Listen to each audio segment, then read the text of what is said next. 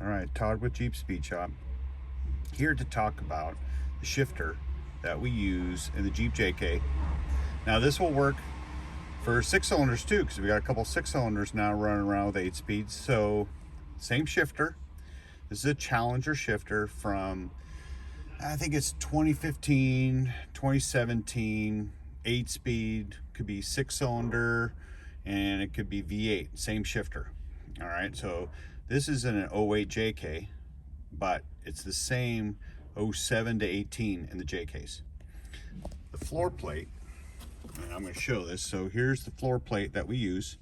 So you can kind of look at the notch in the back.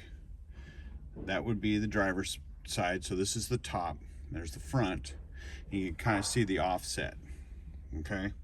So this is the plate that we use, mounted in the floor like so. It'll be just like this, and you can kind of see in the back here how it's laid out in the notch. Okay. So we add a couple washers right here on each side to kind of bring it up a little bit so it doesn't bow. Here's one. Here's the shifter right here mounted. So, and here's the spacers.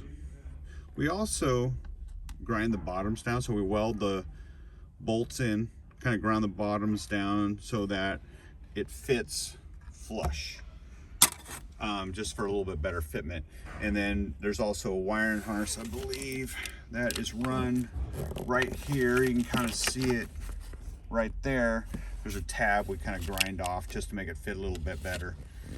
So, and then mounting the our transmission controller up in the front, just like so. There's a stud right there that we slip it into. A couple self tappers, pow right there. Mount it.